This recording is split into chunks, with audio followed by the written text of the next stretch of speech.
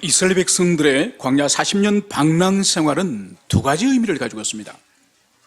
첫째는 이집트에서 태어난 출애굽 1세대를 향해서는 형벌의 시간, 바로 심판의 시간의 의미를 가지고 있습니다.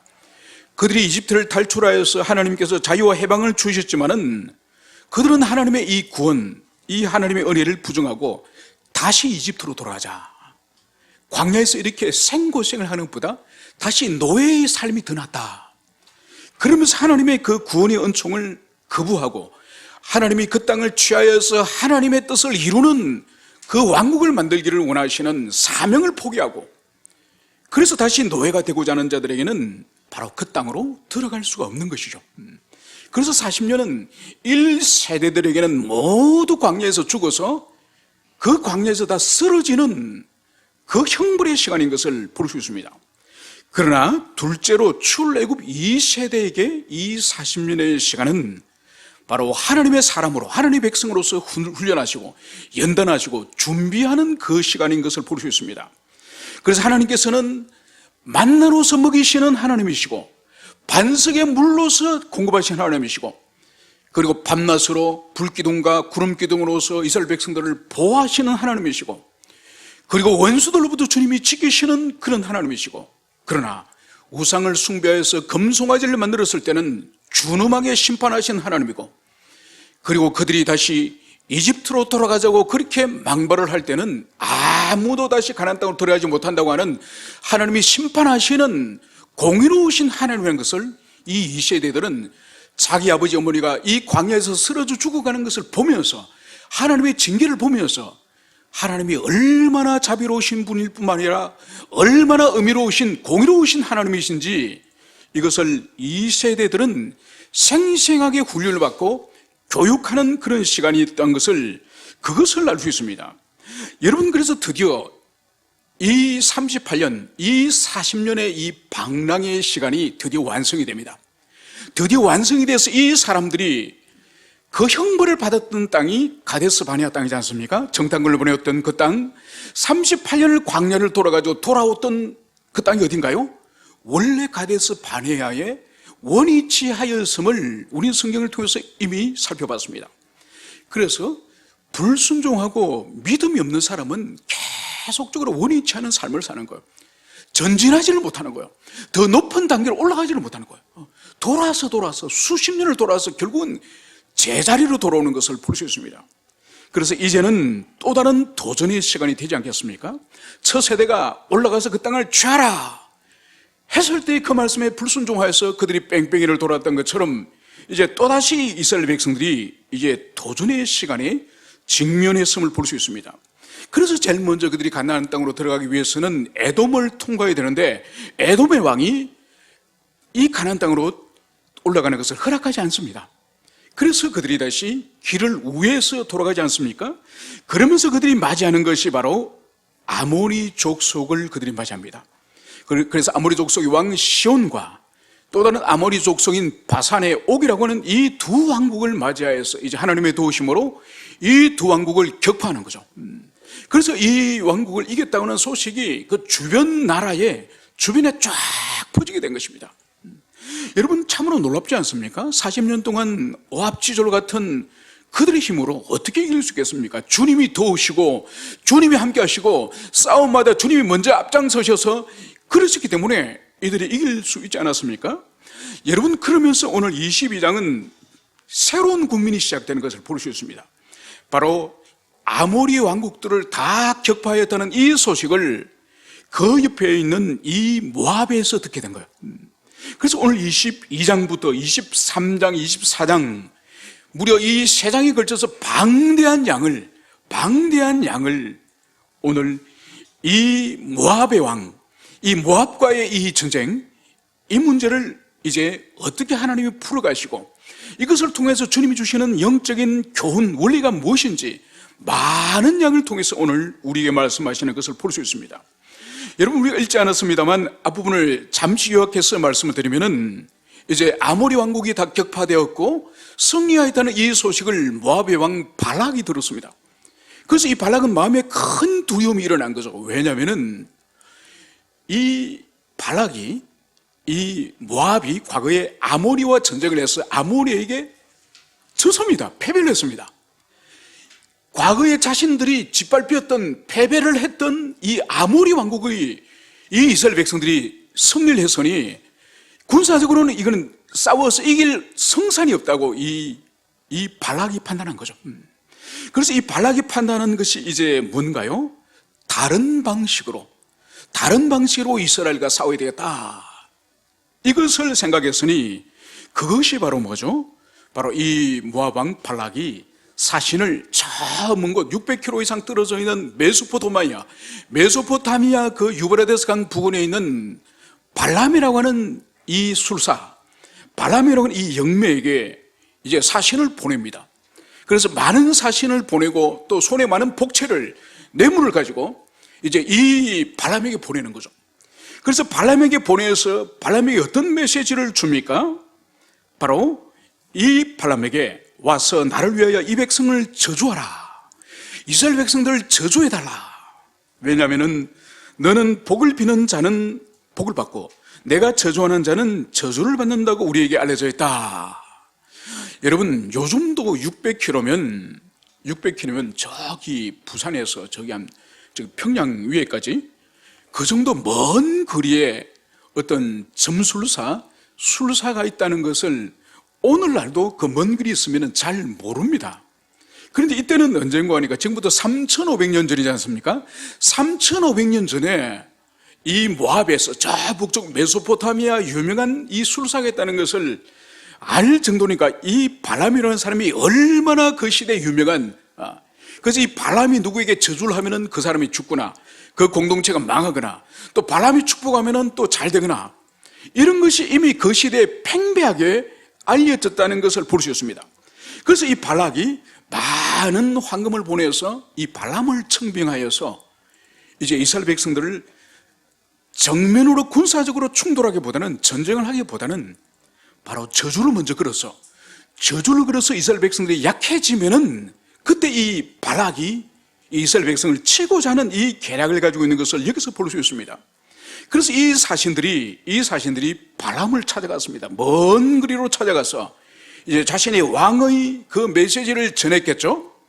그래서 여차여차 저차해서 오셔서 이스라엘 백성들을 저주해 주십시오, 그러면서 가져간 뇌물을 이제 바쳤겠죠. 그러니까 이 발람이 어떻게 말합니까? 오늘 밤에 여기 하룻밤을 유숙하십시오. 왜냐하면 이 술사들은 보통 밤에 꿈의 환상을 통해서 주로 귀신들과 접신을 하거든요. 그러니까 그날 밤에 하룻밤을 여기서 머물면 그날 밤에 여호와를 만나서 어떤 메시지를 나에게 줄는지 내가 그것을 여러분들에게 말하겠습니다. 그러면서 그날 밤에 이 발람이 이제 하나님께서 찾아오셔서 발람을 만나지 않습니까? 그러면서 하나님께서 발람에게 물었죠. 저들이 누구냐? 바로 이스라엘 백성들을 저주해달라고 발락이 보낸 사신들입니다. 그러면서 이들의 목적은 이스라엘 백성들을 저주해달라는 것이 목적이라는 것을 하나님께 알려죠. 그때 하나님의 답변이 뭔가요? 너는 그들 따라가지도 말고 또 이스라엘 백성들을 저주하지도 말라. 바로 이스라엘 백성들은 복을 받은 민족이다. 이 말씀을 이 발람에게 분명한 메시지를 주님이 주시는 것입니다. 여러분, 여기는 조금도 의심할 것이 없이 명백한 주님의 뜻이 여기 있는 것이죠. 그 사신을 따라가지도 말고, 여러분, 따라가는 목적이 뭔가요? 왜 데리고 가려고 합니까? 저주하기 위해서. 그래서 따라가지 말라는 거예요. 그리고 너는 절대로 그들을 저주하지 말라는 거예요. 여러분, 창세기 12장에 가면은 하나님이 아브라함에게 주시는 약속의 말씀 가운데 이 말씀이 있습니다. 아브라함과 후손을 향해서 저주하는 자는 그들이 저주를 받을 것이고, 아브라함과 아브라함의 후손을 축복하는 자에게는 그들이 하나님의 복이 내릴 것이다. 여러분, 그래서 하나님 백성 아브라함과 아브라함의 후손을 저주하는 자는 그 저주를 자신들이 받는 거예요. 또 아브라함과 아브라함의 후손을 향해서 복을 비는 사람들은 그 복을 그들도 함께 받는 것임을 창세기에서 이미 하나님께서는 말씀하셨습니다. 그러니까 이 발락은 지금 발람을 부르다가 이스라엘 백성들을 저주하려고 하는 이것은 사실은 미친 짓이죠. 죽기를 자처한 그런 짓이죠. 바로 그 짓을 하려고 온 이 사람을 향해서 주님은 명백하게 따라가지 말고 명백하게 저주하지 말고 그들은 바로 복받은 민족이다, 이 말씀을 주님이 하시는 거죠. 여러분, 일찍이 그들은 아브라함을 통해서, 이삭을 통해서, 야곱을 통해서 하나님과 언약을 맺은 언약 백성이에요. 그리고 또다시 긴 세월이 지나서 시내산에서 또다시 모세를 중보자로 해서 또다시 그들이 언약을 맺지 않았습니까? 그래서 이스라엘 백성은 하나님의 소유고 제사장 나라고, 여러분, 그렇기 때문에 이들을 저주하는 것은, 이것은 죽기를 자처하는 것과 마찬가지죠. 그래서 발람에게 절대로 따라가지 말고 절대로 그들을 저주하지 말고 그들은 나의 복받은 민족이다, 이것을 주님이 말씀을 하신 것이죠. 여러분, 여기서 우리가 오늘 볼 수 있는 것은 지금 이 전쟁의 양상이, 이스라엘 백성들이 당하는 전쟁의 양상이 많이 다르다는 것입니다. 여러분, 광야에서 이스라엘 백성들이 가장 많은 하나님께 원망하고 불평하고 그랬던 가장 많은 징계의 원인이 뭐였습니까? 그것은 바로 환경의 불편함과 삶에 있어서 결핍, 결국은 이것이 뭐죠? 무엇을 먹을까, 무엇을 입을까의 문제예요. 여러분, 이 문제로 가장 이 출애굽 초기부터 하나님께 원망과 불평을 하지 않았습니까? 그리고 마지막까지 원망과 불평을 먹고 마시는 이 문제로 이 이스라엘 백성들이 하나님께 원망하고 불평하였죠. 여러분, 그 다음에 이제 이 40년이 차가면서 이스라엘 백성들에게 주어진 도전이 뭡니까? 이제 전쟁을 해야 되는 거예요. 가나안 땅은 아무도 살지 않는 그런 땅이어서 그냥 그 자리에 들어가서 12지파가 12조각 땅 나누어 가지는 땅이 아니에요. 빈틈이 없을 정도로 가나안 땅은 모든 강한 민족이 수백 년 전부터 거기서 둥지를 들고 살고 있는 지역이에요.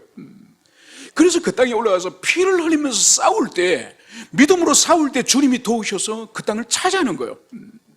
그래서 이제는 이스라엘 백성들이 이 아모리 족속과 같이 이제 싸워서 그 땅을 차지하여서 나누는 일이 있고, 오늘 이 발람의 이 사건은 눈에 보이는 적들과 원수들과 싸우는 이 문제가 아니에요. 오늘 이 발람의 저주의 이 사건은 바로 이스라엘 백성들이 전혀 개입할 수 있는 것이 아니에요. 바로 이것은 이 발락이 발람을 고용하여서 일방적으로 저주하는 이 문제는, 이스라엘 백성들은 지금 이 산 위에서 이 발람을 통해서 발락이 어떤 짓을 하는지를 아무도, 광야에 있는 모압 평지인 사람은 아무도 알지 못해요. 바로 그때 하나님께서 직접 나셔서서 이 저주하고자 하는 이 입을 주님이 어떤 다른 입으로 바꾸시는지, 여러분, 그래서 22, 23, 24 많은 방대한 양을, 그러니까 아모리 왕들과의 전쟁은 겨우 몇 줄로 처리를 하지만은 이 모압과의 이 전쟁은, 이거는 새로운 양상이고, 신약 시대 때 교회 시대를 살아가는 우리들에게 영적 전쟁의 아주 좋은 모델로서 이것을 보여주고 있기 때문에 이것은 매우 중요한 계시 말씀이라는 것을, 그것을 여러분들이 기억하시기 바랍니다.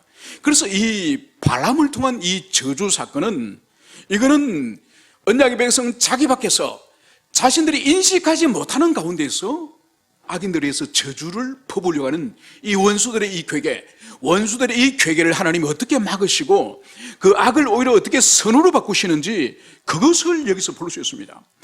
여러분, 그래서 오늘날 우리 삶도 마찬가지예요.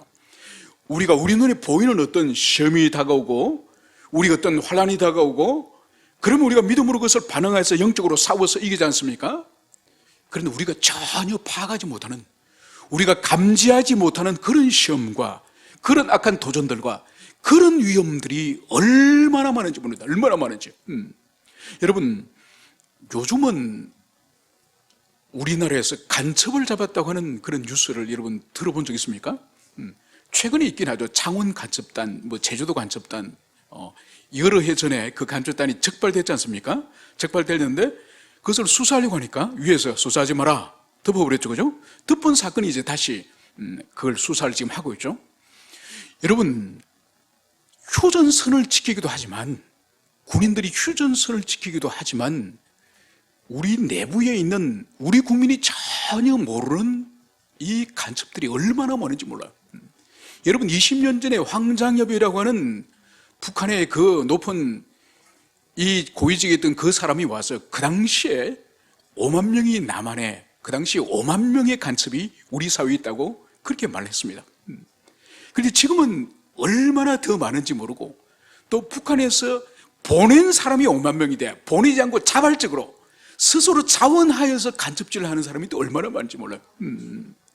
여러분, 이런 것은 우리 국민들이 미사일을 쏘고 그러면 위협을 느끼지만은 우리 내부에서 지금 우리가 어떻게 잠식되어지고 이 나라가 어떻게 기울어져 가는지는 사실 우리는 전혀 알지 못합니다. 여러분, 이런 내부에 이 보이지 않는 이 은밀한 적, 이 적을 제압하고 이 적을 처부수라고 우리 국가에서는 국가정보 국정원이라는 기관이 있습니다. 그런데 이 국정원이 간접 잡는 기능을 다 없애버렸죠. 또 군대에서 간접 잡는 기무사 다 해체해버렸죠. 또 검찰에서 또 간접 잡는 기능 다 없애버렸죠. 이제는 잡을 사람이 없는 거예요. 잡을 사람이 없는 거예요. 여러분, 제가 뭘 말씀을 드리고 하니까 한 나라에 있어서도 위협이 하늘에 미사일이 올라가는 그것도 위협이지만은 우리 내부에서 이 국민의 이 정신을 완전히 다른 방향으로 기울게 만드는 이것은 엄청난 위협이에요. 그래서 이것을 우리 국민과 군이 모르는 사이 엄밀하게 제압을 하고 엄밀하게 그들의 악한 업무를 그것을 제압하는 것이 바로 그런 국가마다 있는 정보기관들이죠. 바로 이 발람의 이 사건이 바로 그런 것입니다. 발람의 이 사건은 이스라엘 백성들은 지금 모압 평지에 편안하게 지금 날마다 만나를 주워 먹으면서 거기 있는 거예요. 그런데 산 위에서는 지금 이 이스라엘 백성을 저주하기 위해서 엄청난 그런 업무들이 일어나고 있음을 볼 수 있습니다. 그래서 이것은 모세도 모르고 이스라엘 백성도 지금 감지하지 못하고 있을 때에 하나님이 친히 이 악한 업무에 친히 이 저주 사건에 주님이 개입하는 그것을 볼 수 있습니다. 그래서 주님이 명백하게 이 발람에게 하나님의 뜻을 전거했기 때문에 이 발람은 사신들에게 나는 갈 수 없습니다. 이 하나님이 가는 것을 허용하지 않았습니다. 그래서 이 사신들이 돌아갔습니다. 그러나 발락은 포기하지 않습니다. 발락은 또다시 더 많은 사신과 더 많은 뇌물을 보내고 더 높은 신분을 가진 그 고관들을 다시 사신으로 보내지 않았습니까? 그리고 또 와서 이들이 욕을 하는 거죠. 이스라엘 백성들을 저주해 주십시오. 무엇을 망설이십니까? 우리 왕께서는 그대가 원하는 것은 모든 것을 들어주시고 그들을 존귀하게 하겠다고 왕께서 말씀하셨습니다. 바로 이 말을 이 사신들이 하지 않았습니까? 여러분, 여기에 대해서 발람은 어떻게 반응을 하죠? 주님은 분명히 첫 번째 분명히 말씀하셨습니다. 따라가지도 말고 저주하지도 말라. 그들은 복을 받은 민족이다. 하나님은 분명하게 이 발람에게 당신의 뜻을 말씀하신 거예요. 그런데 이 발람은 더 많은 뇌물을 가져오고 더 귀에 달콤한 말을 한 이들 향해서 어떻게 말하죠? 바로 이제 너희도 이 밤에 여기서 유숙하라. 여호와께서 내게 무슨 말씀을 더 하실지 알아보리라. 여러분, 이 발람의 지금 말에는 어떤 뉘앙스가 있습니까? 하나님이 분명히 말씀하셨지 않습니까? 그죠? 분명히 말씀하셨는데 내게 하나님이 무슨 말씀을 더 하실지, 추가로 더 하실지. 여러분, 여기서 이 발람의 무슨 마음을 우리가 엿볼 수 있습니까? 가고 싶어지면 안달이 나는. 그래서 그날 밤에 하나님을 설득을 하고 어떻게 구워 삶아가지고 그래 가라, 이 말을 듣고 싶어서 지금 이 발람이 안달을 하는 거예요. 그래서 여호와께서 내게 무슨 말을 더 하실지 알아보리라. 여러분, 하나님은 사람의 말이 아니라 말의 그 배경, 그 중심을 통찰하신 분이 하나님이지 않습니까? 여러분, 우리는 얼마나 사람들의 말에 속는지 모릅니다. 우리 인간들은. 그래서 그 사람의 말이 번들어 잘하면은 참 사람이 인격적이고 참 훌륭하고 참 사람이 괜찮은 사람이라고 말을 번지르르하게 하면은 그렇게 속지 않습니까? 여러분, 하나님은 이 사람의 음성에 귀를 기울이는 것이 아니라 그 사람의 이 내면 마음 중심을 통찰하시는 분이시기 때문에 그 사람이 지금 말하면서 본심은 무엇인지 주님은 정확히 알고 계시죠. 그래서 오늘 주님께서 발람에게 이제 두 번째 사신이 와서 말하는 이 발람에게 이제 무엇을 말씀합니까? 그 사람들이 너를 부르러 왔거든. 일어나 함께 가라. 그러나 내가 내게 이르는 말만 준행할지니라. 여러분, 첫 번째 주님께서 말씀하실 때는 따라가지 말라, 저주하지 말라, 이 말씀을 하셨는데, 이 두 번째 사신이 와서 이제 말을 하고 또 하나님이 나에게 무슨 말을 더 하실지 내가 알아보겠다, 이 말씀을 이제 발람이 하는 것을 이제 하나님이 듣지 않았겠습니까? 그러면서 그날 밤에 이 사람들이 너를 부르러 왔거든, 따라가라, 이 말씀을 하는 것을 볼 수 있습니다. 아니, 그러면 하나님이 첫 번째 하신 말씀과 지금 두 번째 하시는 말씀이 지금 다르다는 것입니까? 주님의 마음이 변심이 일어났다는 것입니까? 그런 것이 아니죠. 여러분, 여기서 일어나 함께 가라는 이 말씀의 의미는, 이것은 역설적인 의미예요. 역설적 허용이에요.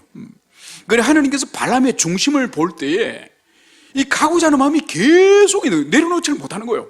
안달이란 거예요. 어찌하든지 하나님을 설득하고 구슬러가지고 가고자 하는 마음이 가득하니, 그러면 갈 테면 가봐라. 여러분, 이런 역설적인 허용이에요. 이건 주님이 기뻐하여서 가라, 이런 뜻이 아니에요. 여러분, 이 역설적인 허용의 의미는, 이건 금지의 의미예요. 가지 말라는 의미예요. 여러분, 마치 이런 것과 똑같죠? 아이들이 이제 그 음식을 먹으면서 이 토마토 케찹 있지 않습니까? 이 토마토 케찹을 한번 맛을 보고 나서 이 빨간 이 케찹과 이 고추장을 애들이 분간을 못해요. 그래서 고추장을 지금 어른들이 먹고 있는데, 이거 자꾸 케찹을 먹으라. 먹으면 안 돼. 그건 매운 고추장이야. 케찹 아니야. 계속 먹겠대. 그러면 어떡하죠? 먹어봐라. 그러면 매워가지고 울면서, 여러분, 바로 그거예요. 지금 하나님의 허용적인 이 말씀은 기꺼이 가라는 뜻이 아니에요. 그 내면에 이 황금에 대한 욕망이 가득하기 때문에 어찌하든 간에 가서 황금을 벌려고 하는 이 발람의 이 욕망을 주님 보시고 역설적으로 허용하는 이것을 볼 수 있습니다. 그러면서 이제 이튿날 21절에 보면 발람이 아침에 일어나서 자기 나귀에 안장을 지우고 모압 고관들과 함께 가니. 여러분, 발람이 아침 일찍 일어났습니다. 여러분, 아마 이날은 발람이 늦잠도 안 잤을 겁니다. 여러분, 그런 경우 있지 않습니까? 자신이 좋아하는 일에 꽂히면은 누가 시키지 않아도 얼마나 부지런하게 그 일을 잘합니까? 그죠? 하기 싫은 일을 하면은 몇 번 시켜도 하지 않으면서 이 저절로 아마 이 발람의 눈은 새벽에 눈이 확 떠졌을 겁니다. 그래서 이제 멀리 떠나려고 안장을 이제 재우고 이제 나귀 위에 올라타고 이제 고관들과 함께 또 종들과 함께 이제 이들이 출발하는 것을 여기서 볼 수 있습니다. 여러분, 22절에 보면은 이해되어지지 않는 말씀이 기록됐습니다. 그가 감으로 말미암아 하나님이 진노하심으로 여호와의 사자가 그를 막으려고 길에 서니라. 여러분, 하나님이 지난밤에 가라고 하지 않으셨습니까? 가라고 하셨는데 이제 이 발람이 가니까 오늘 하나님이 진노를 하신 거예요. 그리고 하나님의 사자를 보내서 이 발람의 길을 오늘 막아선다고 오늘 성경이 기록된 거예요. 여러분, 왜 하나님이 가라고 하셨던 그 말씀과 오늘 다시 발람이 가니까 진노를 할까요? 바로 잠시 전에 말씀드렸던 지난밤에 가라고 허락하신 그것은 하나님이 기뻐하셔서 가라는 것이 아니라 역설적 허용이라는 것을 말씀드렸죠. 이 역설적 허용을 이 발람이 파악을 못한 거예요. 여러분, 발람은 하나님의 음성을 두 번씩 지금 들었습니다. 첫 번째 사신이 왔을 때도 하나님의 음성을 들었고 두 번째 사신이 왔을 때도 하나님의 음성을 들었지만은 그 음성의 의미가 역설적 허용이라는 것을 이것을 모르는 거예요. 여러분, 그래서 우리도 성경에서 하나님이 말씀하시는 것을 잘 깨달아야 됩니다. 그래서 우리의 욕망을 투사해서 하나님의 말씀을 이해하고 깨달으면 발람과 같은 이런 일이 벌어지는 거예요. 발람은 정말 가고 싶은 마음이 충만했기 때문에 하나님께서 그 중심을 보고 갈 테면 가라, 이렇게 주님 말씀하셨더니 기꺼이 가라고 이 발람은 자기 욕망을 이루는 실현의 수단으로서 하나님 말씀을 지금 여기서 지금 이해하지 않습니까? 그래서 나귀의 이 안장을 지워서 즐거운 마음으로, 기쁜 마음으로 지금 사신과 함께 나가는 것을 볼 수 있습니다. 그래서 하나님께서는 이 하나님의 이 말씀을 이해하지 못하는 이 발람을 향해서 오늘 진노하시는 것을 여기서 볼 수 있습니다. 그래서 주님은 여호와의 사자를 보내서 그의 길을 막았었다는 것을 여기서 볼 수 있습니다. 여러분, 이 여호와의 사자가 사람이 아니라 아마 천사일 가능성이 높습니다. 왜냐하면 이 여호와의 사자에 대해서 발람은 눈으로 보지를 못합니다. 그러니까 영적 존재임이 분명한 것을 볼 수 있습니다. 23절에 가서는 이제 나귀가 여호와의 사자가 칼을 빼어 손에 들고 길에 선 것을 보고 길에서 벗어나 밭으로 들어간지라 발람이 나귀를 길로 돌이키려고 채찍질하니, 이제 이 나귀는 발람이 보지 못하는, 발람은 눈이 가려서 보지 못하는 여호와의 사자를 이 짐승 나귀는 보는 거예요. 그래서 나귀가 보니까 이 하나님의 사자, 하나님의 천사가 칼을 빼들고 딱 길을 가로막고 있는 거예요. 그래서 길을 가로막고 있어서 이 나귀는 어떻게 하느냐, 길을 벗어나서 밭으로 지금 뛰어들어간 거예요. 여러분, 갑자기 이 나귀가, 자신이 타고 있는 나귀가, 옆에는 많은 왕이 보낸 사신들도 있고 또 자기 종들도 있는데 갑자기 이 나귀가 밭으로 뛰어들어가니 이 발람은 얼마나 당황스럽겠습니까? 그래서 오늘 이 발람은 어떻게 합니까?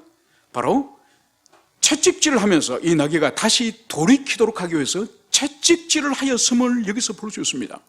여러분, 여기서 오늘 이 나귀가 보여주는 장면이 뭡니까? 나귀는 어떻게 되죠? 길로 가야 됩니다. 길로. 밭에 들어가서 농작물을 뜯어먹거나 농작물을 짓밟아서는 안 되고 길 나 있는 대로 이 나귀가 가야 되는 그것이 나귀의 길이죠. 그런데 오늘 나귀가 밭으로 들어가서 오늘 자신이 가야 될 길이 아닌 다른 길을 가고 있는 것을 볼 수 있습니다. 그래서 지금 채찍을 맞는 거예요. 여러분, 이 나귀의 모습은 실상은 누구의 모습이죠? 발람의 모습이에요. 하나님께서 이 나귀의 길을 이 하나님의 천사가 가로막으면서 이 나귀가 밭으로 들어가서 가서는 안 될 길을 지금 걸어 들어감으로 말미암아서 가서는 안 될 길을 지금 발람이 가는 것을 보여주기 위해서 주님께서는 이 나귀를 사용하고 있는 것을 여기서 볼 수 있습니다.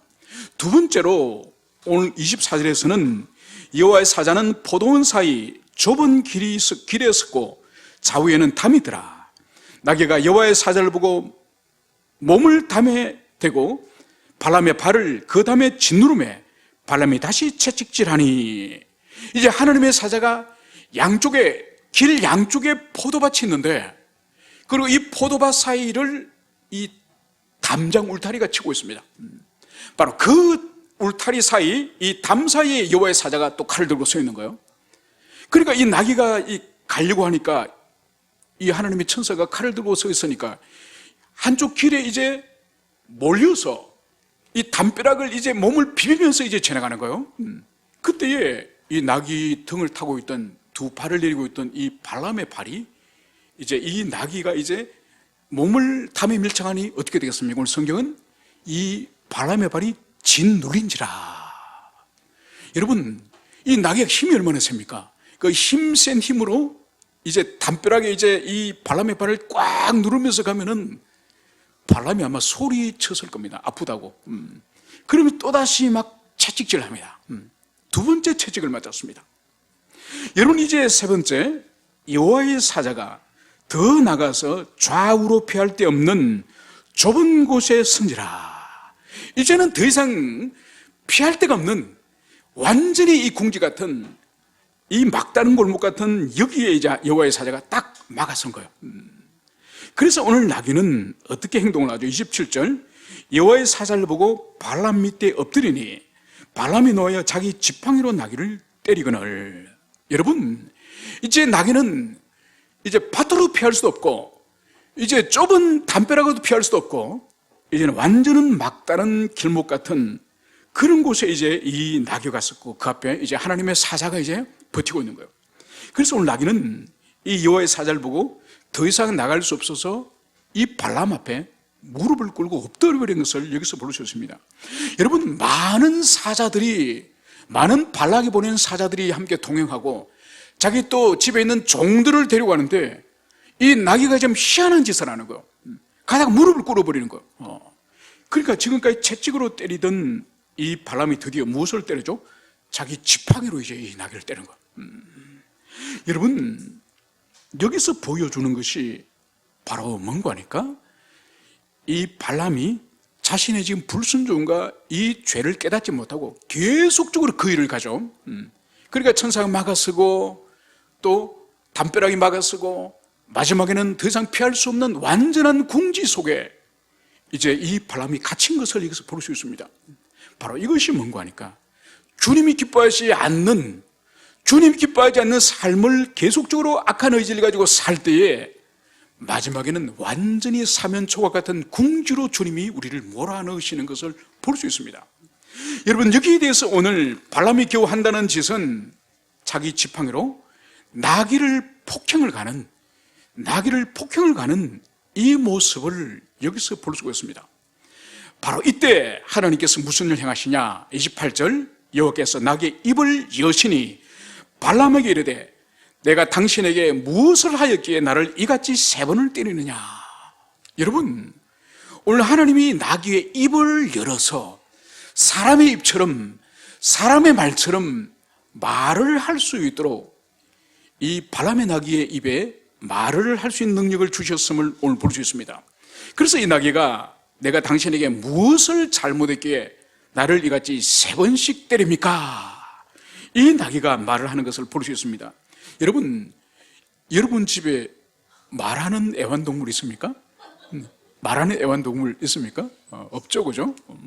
여러분, 성경에서는 이 짐승이 말하는 것이 딱 2번 등장합니다. 이 민수기 22장에서 이 발람의 나귀가 말하는 장면이 한 번 나오고 또 한 번이 어디 나오죠? 창세기 3장 에덴 동산에서 뱀이, 그죠? 뱀이 말을 하지 않습니까? 말을 2번을 딱 합니다. 여러분, 그래서 이 민수기 22장에 나귀가 말하는 이것을 보고 믿음이 없는 신학자들이나 세상 사람들은 그 봐라, 성경은 전설과 같고 우화와 같은 거다. 이솝 우화 같은 거다. 어떻게 나귀가 말을 하나? 여러분, 하나님은 흙으로 사람을 빚으셨다니까요. 여러분, 하나님에게서 나귀의 입을 열어서 말을 하게 하는 것이 하나님에게 어려운 일입니까? 여러분, 하나님에게는 더 쉬운 일, 더 어려운 일이 없다니까요. 하나님에게는 모든 일이 가능한 일뿐이지. 여러분, 그래서 이것은 나귀 스스로 말하는 것이 아니라 여호와께서 나귀 입을 여시니 하나님의 주권적인 능력으로 나귀 입을 열어서 사람과 소통할 수 있도록 오늘 그렇게 하셨음을 여기서 볼 수 있습니다. 그래서 내가 당신에게 무엇을 잘못했기에 나를 3번씩 때립니까? 이 말을 한 것을 볼 수 있습니다.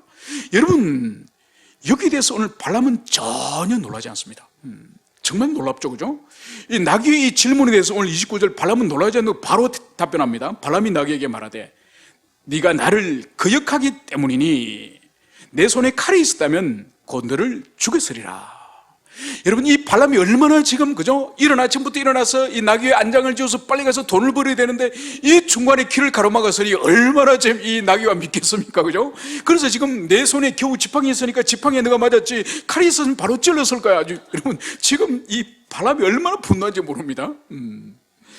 여러분, 바로 여기에 대해서 오늘 나귀가 이렇게 또 말을 합니다. 30절, 나귀가 발람에게 이르되 나는 당신이 오늘까지 당신의 일생 동안 탄 나귀가 아닙니까? 내가 언제 당신에게 이같이 하는 버릇이 있었더냐? 오늘 이 나귀는 진지하게 말합니다. 내가 평생을 당신을 태워다니고 당신이 가자고 하는 곳마다 다 갔는데 근데 오늘처럼 밭으로 뛰어들어가고 담벼락에 비비고 그리고 또 땅에 주저앉고 이런 적이 지금까지 있었습니까? 평생을 내가 당신을 태워다니는데 오늘 발람이 하는 말이 뭐죠? 없었느니라. 그 정도로 이 나귀는 충성스럽게 지금까지 한 번도 불순종한 일이 없는 이 충성스러운 이런 일을 하였다는 거예요. 여러분, 그렇다고 한다면 소위 말해서 이 발람이 소위 말해서 선지자로 한다면은 지각이 있어요. 지각이 있어야죠. 여러분, 평소 그러지 않는 이 짐승이 이상한 짓을 하면은 그것도 한 번도 3번씩이나 이러면은 뭔가 영적인 감지력이 있으면 파악을 해야죠. 그리고 이 발람은 보세요. 이 나귀가 보는 하나님의 사자를 나귀는 3번씩이나 지금 이 하나님의 사자를 보고 거기에 맞는 행동을 하는데, 이 발람은 눈에 하나님의 사자가 보이지 않아요. 또 이 짐승이 하는 이 이상한 행동을 파악을 못해요. 왜 그럴까요? 내면의 악한 자기 욕망으로 내면에 가득하니까 영적인 촉수가, 영적인 이 분별력이 전혀 이 사람에게 작동하지 않는 거죠. 그래서 보십시오. 이 발람은 어떤 사람인 거니까? 짐승만 못한 사람이에요. 나귀도 하나님의 사자를 보고, 나귀도 지금 하나님의 사자가 칼을 들고 있는 그 상황에 어떻게 하는 것이 자기 주인을 살리고 어떻게 하면 자기가 살 것인지 이 나귀는 처신을 하지만은, 바로 이 발람은 이 나귀만 못한, 짐승만 못한 그런 분별력을 가지고 있는 것을, 그것을 볼 수 있습니다. 여러분, 이건 오늘날도 마찬가지예요. 오늘날도 이 세상에 짐승만 못한 사람이 얼마나 많은지 몰라요. 여러분, 짐승만 못하다는 말을 여러분 오해하지 마십시오. 여러분, 짐승은 죄를 지을 수 있습니까, 없습니까? 여러분, 짐승은 죄를 짓는 것이 아니에요. 뭐 사람을 문다든지, 또 다른 집에 있는 어떤 뭐 물건을 입에 물고 온다든지 이런 일이 있어요. 그건 죄는 아니에요. 죄라고 말하지 않습니다. 죄는 뭐냐면 인격적인 존재가 바로 불법을 행하는 그것을 죄라고 부르는 거예요.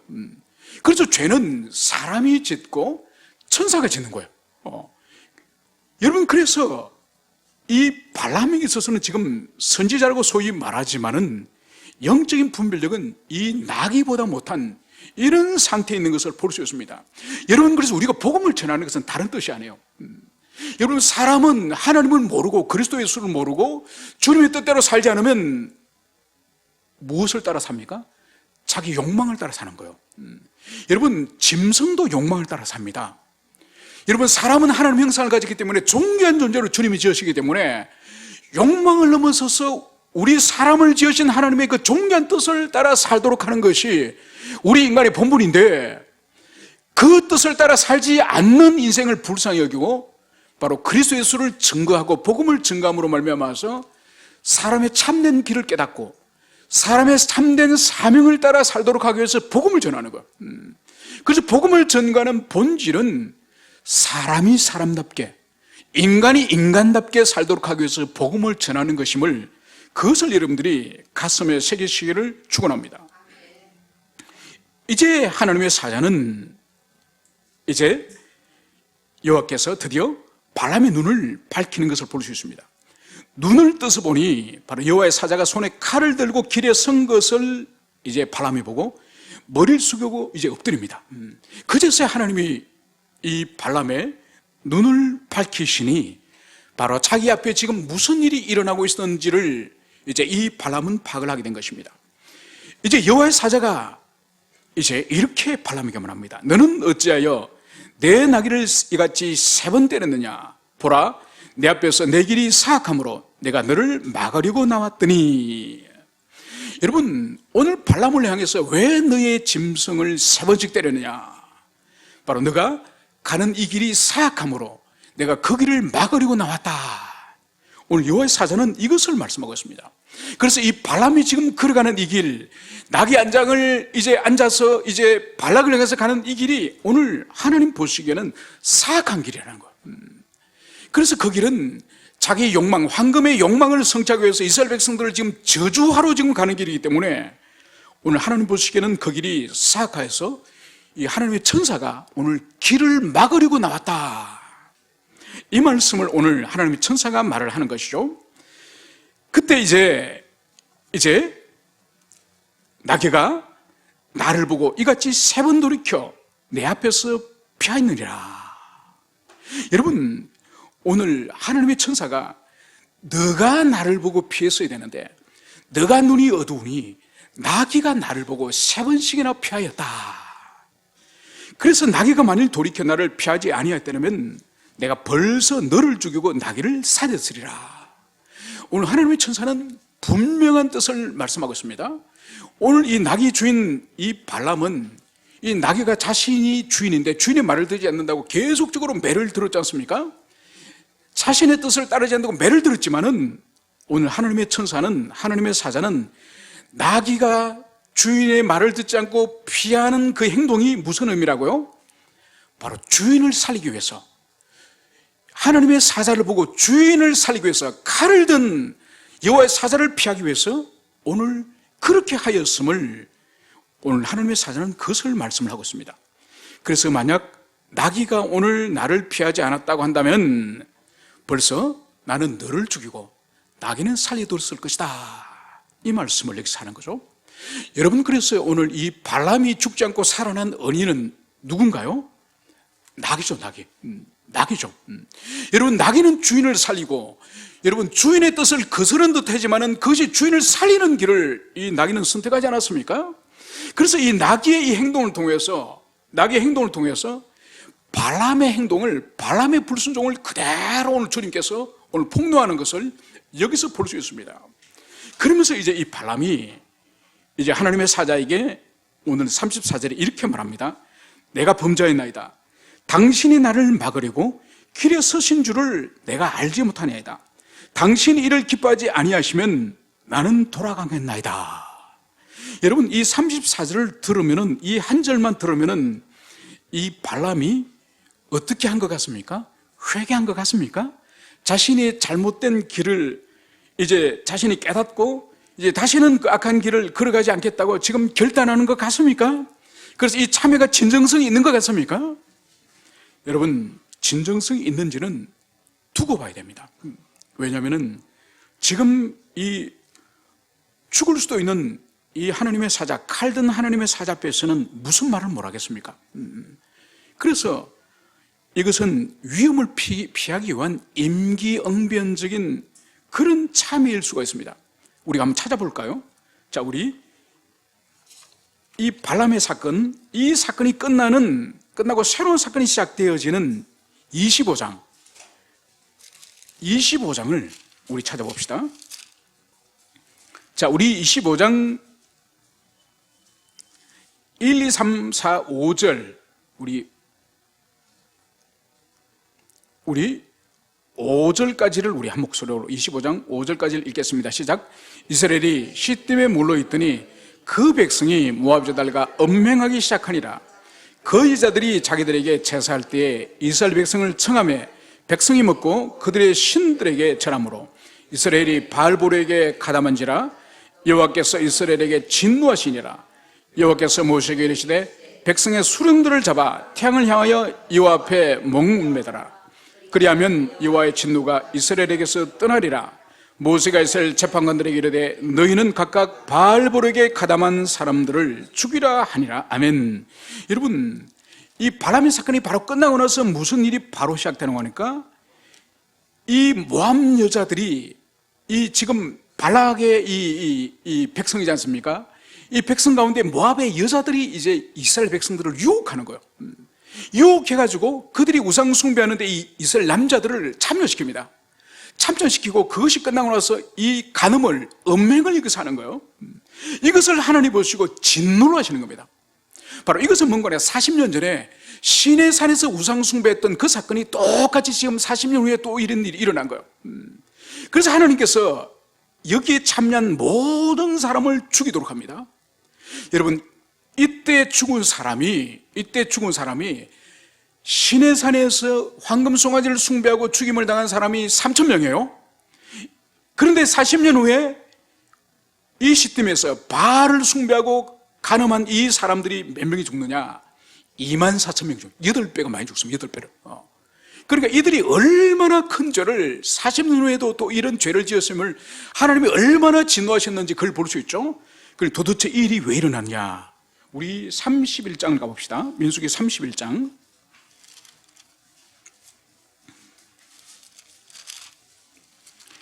민수기 31장은 이제 모세가 죽기 직전입니다. 모세가 바로 죽기 직전에 하나님이 모세에게 마지막 미션을 줍니다. 너 이거 끝나고 너는 죽어야 된다. 이거 하기 전에는 죽을 수 없다. 너의 주는 마지막 사명이다. 자, 우리 31장 1, 2절을 읽겠습니다. 시작. 여호와께서 모세에게 말씀하여 이르시되 이스라엘 자손의 원수를 미디안에게 갚으라. 그 후에 내가 내 조상에게 돌아가리라. 아멘. 여러분, 이 자손의 원수를 미디안에게 갚아라. 여러분, 발람을 저주하도록 초청한 이 아이들을 이 미디안 사람이 낸 거예요. 그리고 이 발람이 저주하는 일이 실패했지만은 이 발람이 이제 떠나면서 이 발락에게 준 아이디어가 하나 있습니다. 악한 아이디어가 하나 있습니다. 그 아이디어가 뭔지를 찾아봅시다. 우리 31장 8절, 우리 8절 한 구절만 먼저 읽으시겠습니다. 시작. 그 죽인 자 외에 미디안 5왕을 죽였으니 미디안 왕들을 에위와 레겜과 수르와 후르와 레바이며 또 벌의 아들 발람을 칼로 죽였더라. 여러분, 이 5왕과 함께 또 누가 죽었죠? 발람이 칼에 맞아 죽는 거예요. 모세가 이놈을 죽이기 전에는 너 죽을 수 없다. 열쪽에 돌아갈 수 없다. 하나님이 모세에게 준 마지막 사명이에요.